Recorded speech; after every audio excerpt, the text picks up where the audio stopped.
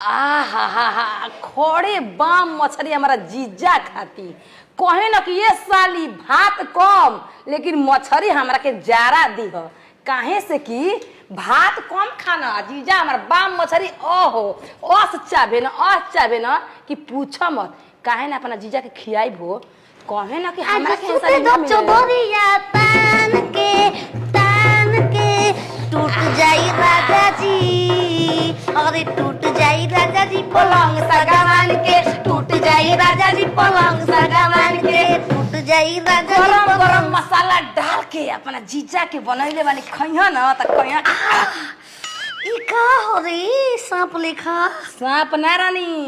400 रुपया किलो बाम मछली हमारा जीजा खाती हो बम खियावत चला फुट न जाई मुहा में रे आदमी जल जाई अरे भोसड़ी बाम खियाओ कने बाम मछली ओकर नामे ह केहू के मिल गई होई खाए खाती केहू के मिलत होई हैं वही से वानी बुनियाद तो हमनी के घर ना हिलेला हम खुदे बम बन जा खा के ओने के दूसर के का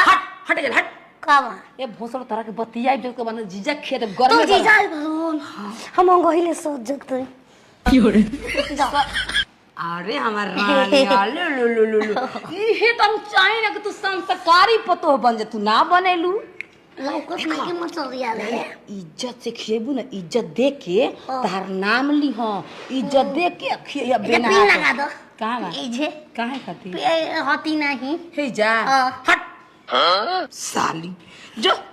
इधर देखा आ जा क्या मंगे जन ताकि कराई भाभी आई हम वैसे जान से लबर वाला पेल नहीं की इज्जतिया दे दे माने के हूं के घाटा से खोली अरे जा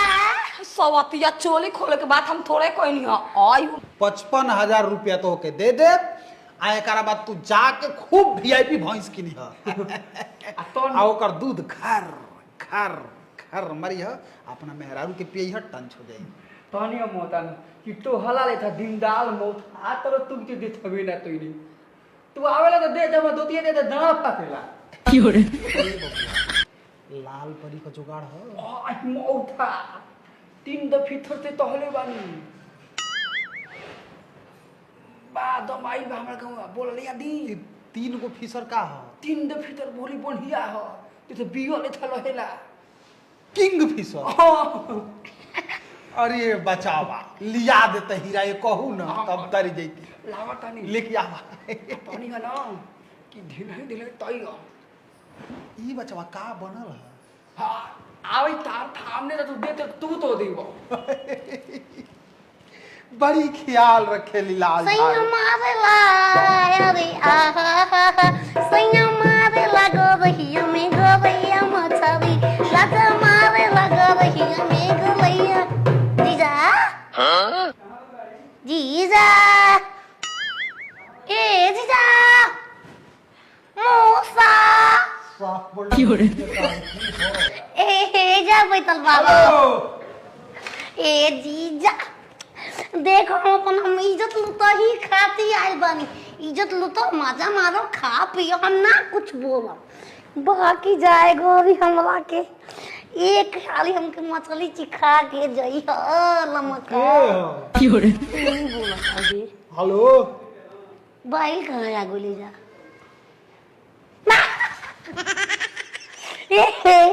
तू एनिया वाले का तू क्या हुआ आ देख लो मामू देख लो तू ही होवे रे रे हाय बकलोला से हम बोलत रे कबेले बोल हमारी बात बोल तो ना कि ना हमरा हैं खाना लेके आइलू ह ये घर का नौकर चाकर हो का के तू ही हम चाकर तो भी हो खम भता के जब फाड़ जाए चाकर हो जाए अबे तो हम बानी मत तू अब कुछ कतनाल में बानी कहां घर है तो लबक वाला पहले बानी पिया बा का लगो वाला पहले बोल खा पियो खा इज्जत से बात करो हमके मर्यादा में खोल के खुलतिया कुर्ती खोले कब कहत नहीं इज्जतिया कैसे लौकी इज्जतिया ये कोना हो तू हौ के ई मेहारू की ओनी में इज्जत रहेला क्यों ना में ओनी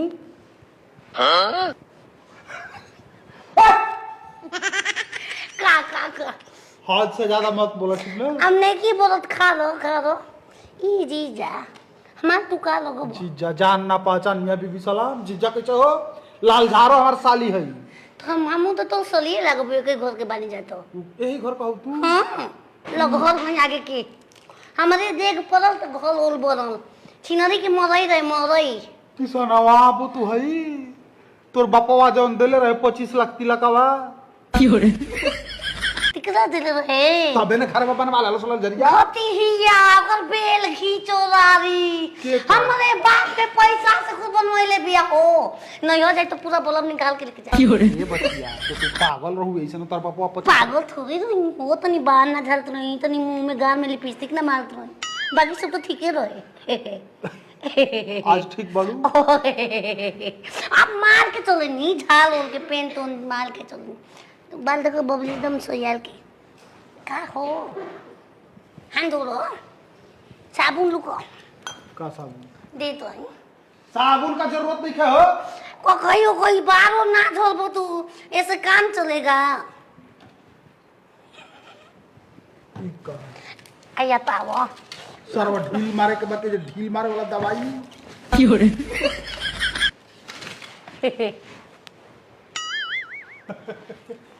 सब पागल न बिया भोसड़ी ए चीजा तो बाल का इज्जत हो गल पाकता अब की बराबर इहू खाई जाला पागजी तो हो हम को कुआं में खइबो कुआं जैसे आम फरेला तो कांच रहेला हां अब पाक जाला तो चू जाला वही तरह आदमी कांच रहे ना तो करिया रहेला और जब आदमी पाक जाला बार ना तो आदमी अमुई बा जीजा चलो अरे तू ही मारी जाइबो चलो ई जे मर जाइबो अब हाथ धोइली है बेसी नवा पर हमार फलज बातल गुल हाथ धो कठोट में पानी नहीं गुलो धो दी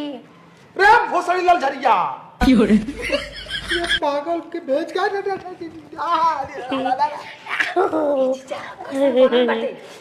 लो आंदोला हम गूगल ला बिना हाथ धोले रहो खाए बढ़ गए का जी जीजा जी रहो बताई इतना शौक से बाम मछली बनैले बानी अब बिना खाए दे तब ने भोसड़ी जब नहीं है इज्जत से खिया के इज्जत दे के खिए भी त काटना नहीं मत तो कैसे दे लेता कनी पिए बहुत ना पिए पता पिया के इज्जत अपना मर्दा के पियावे लुकार हां हम वीडियो देखे नहीं मेरे को होगा भोसड़ी कौना कुल खानदान का बिया हो बस नमा के माई अपन आजी से बड़ भी अपन आजी से बड़ भी ए जी जा नाच के तो खाई जी करना उ तो नाचे जाने लू हां कैसे नाचे लू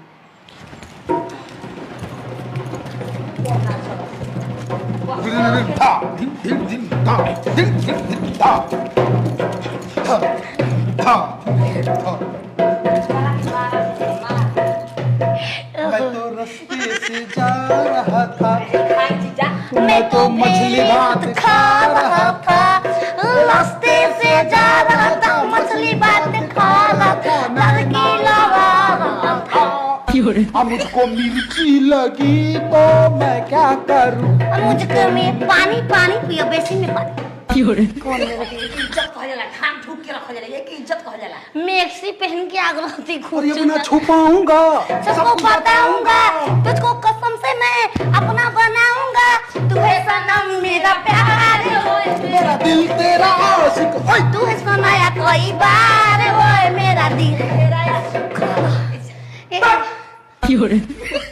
आज के बाद गए आई में छाप के भोसड़ी ना कहियो ले जाते घर में सास पर तो मिलल वाली सो ताती ताले हलो ताते मानन तो नहीं मिले तो धीरे ना तइबो तलौ तहिता हैं तले ते तहुल ना बोले ते तहुल ना हाथ में महलालू लफले वाला अब बात बतियाओ तला तो मौटा बोल तो इंटर तब खराब थूबा आज के बाद तला धरे तबे ना तला ले तो इते मौटा तो जबान पान हो गेलो कतना तुमको तर पर तोले ते अरे थाना हो मौता ताला बोलते हम बिना हकले मैं बिना अबे बैठ के खा तनी भोसड़िया कौन डिस्टर्ब भाई तो गाड़ी में धांस दे उस माई रे माई गबरल होता का करी का छूटी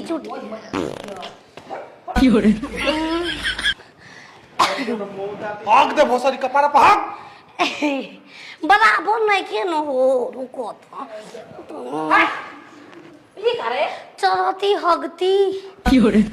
लाज शरम भाई माई बेटा दोनों वाली ताकत न सही भोसड़ी कपार पे आगे कर ले जीजा रे खाए करके हम केवाड़ी में फोन करके लेके आवतन आई रही हो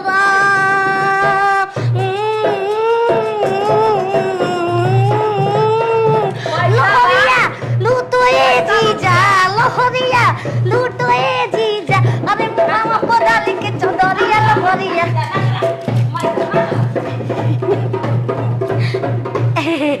यो मौता तला तला त दुतला त टिया आवत तब एकरा के तम दावत अनि खोक ई देलो आवत नि कितना खुश भइल से नाचत गावत रहल अब खुश होइत हमने के चलते घर में